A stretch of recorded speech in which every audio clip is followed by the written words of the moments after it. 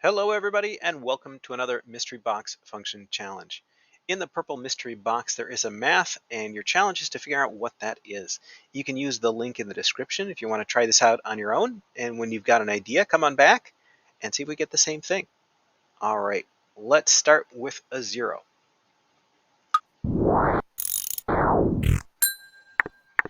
Okay, so 0 gives us 0. How about 1?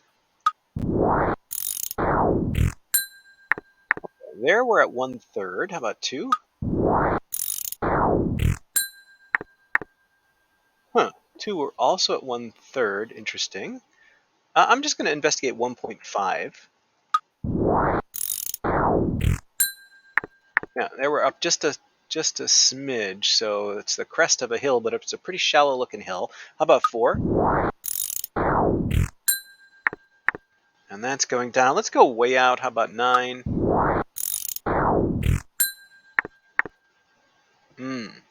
So it's getting closer to the x-axis, but not touching it. So maybe it's acting like this is an asymptote.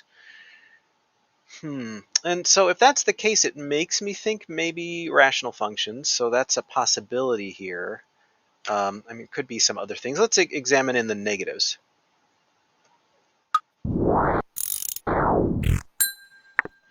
Oh, okay. So there we got a negative 0.33. So that's giving us maybe some symmetrical things going on here. Let's do like symmetrical around the origin. Let's do -2 and see if we get a negative 1/3 again. Ha, we did indeed. And if we do a -4, are we going to get a negative 0.2 repeating? Okay.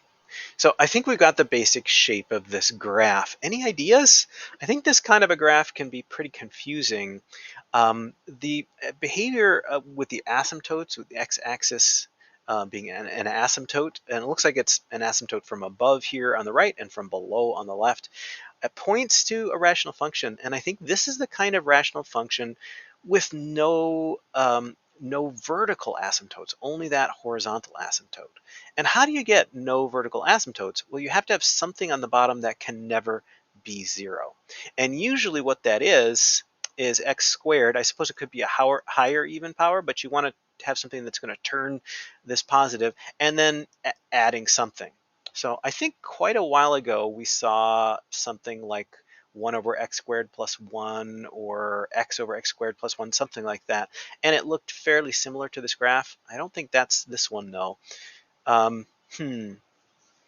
So what's on the top and what is the thing we're adding here? Well, what's on the top I think has to be x, because look, at 0 we're at 0, and you would get that by having a 0 on top.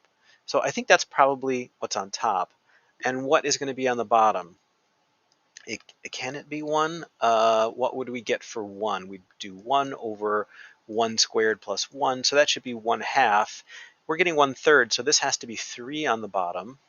Oh, so maybe it's just 2 here? That would work out for 1/3 there. If we put in a -1, it would still get squared, so we make a 3 on the bottom, but you'd have a -1 on top. So -1 would be -1/3.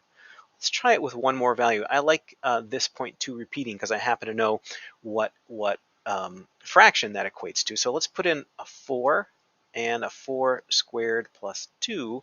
So that's going to be 4 over 16 plus 2, which is 4 over 18, or 2/9, and that is what that decimal represents. So I think we've got this one. I think we've got x over x squared plus 2. Let's go ahead and take a look. Yeah, x over x squared plus 2, and we can graph that as well. You get this sort of symmetrical about the origin kind of thing, little bump around the middle, and then tapering off to approach that x-axis as an asymptote.